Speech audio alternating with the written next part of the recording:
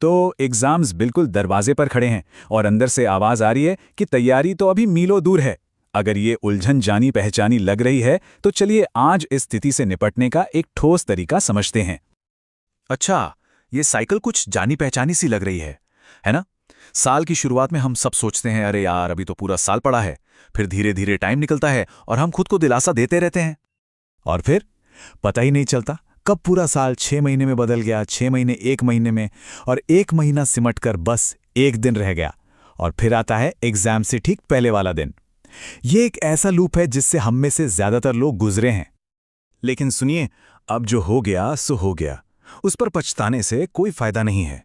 असल बात यह है कि हमारे पास अब जो भी समय बचा है उसका सबसे अच्छा इस्तेमाल कैसे किया जाए।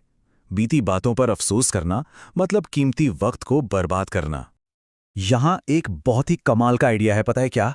ये कहता है कि अगर एग्जाम में सिर्फ 10 दिन भी बचे हों और कोई उन दिनों में अपना 100% दे दे तो वो भी बाजी पलट सकता है। शर्त बस एक है, पूरा फोकस और पूरी लगन। तो सवाल उठता है, ये 100% दे कैसे? इसके लिए ना सबसे पहले माइंडसेट बदलना होगा। तो चलिए पहले सेक्शन में इसी पर बात करते हैं, वनवास को अपनाना। देखिए, आगे जो चैलेंज है उसके लिए एक बिल्कुल नई सोच चाहिए, और इसकी प्रेरणा हम ले सकते हैं भगवान श्री राम के 14 साल के वनवास से।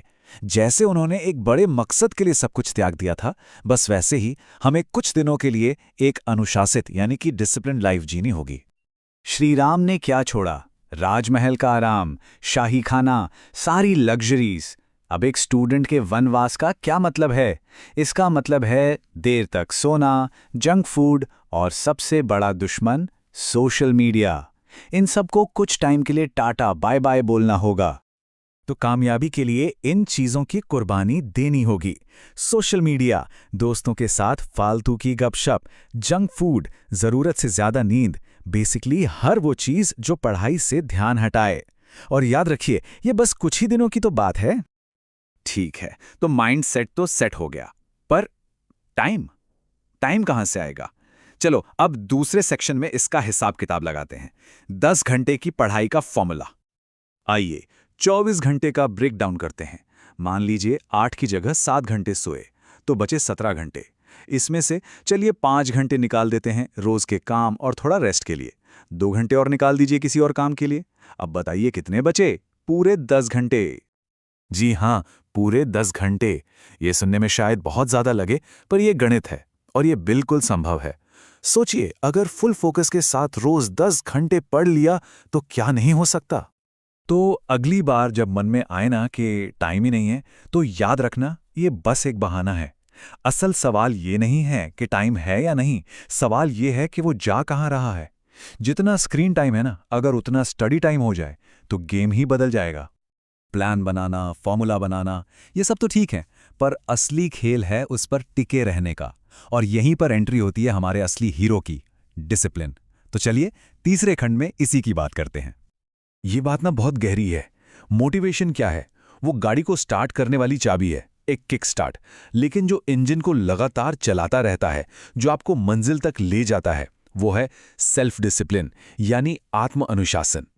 और आत्मानुशासन का सीधा सा मतलब है, जब मन कर रहा हो कि छोड़ो यार कुछ मजेदार करते हैं, उस वक्त भी अपनी किताबों पर टिके रहने की पावर, डिस्ट्रैक्शंस को इग्नोर करने की एबिलिटी। और इस पावर की जरूरत बहुत पड़ने वाली है, क्योंकि आने वाले दिन आसान नहीं होंगे। ये आपका दिमागी युद्ध का मैदान बनने वाला है। पढ़ते पढ़ते मन में एक आवाज आएगी, बस अब और नहीं होता, छोड़ देते हैं। ये छोड़ने की इच्छा ये पक्का आएगी। ये पहली चुनौती होगी। हाथ अपने आप फोन की तरफ बढ़ेगा, मन करेगा कि बस 5 मिनट रील्स देख लें। ये जो ध्यान भटकाने की इच्छा है ना, ये बहुत पावरफुल होगी और आपको अपनी ओर खींचेगी।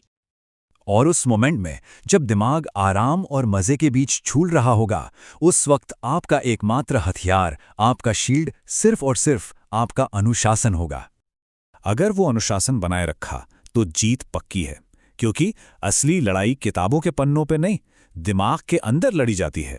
तो सवाल सिर्फ एक है, क्या आप इस लड़ाई के लिए तैयार हैं?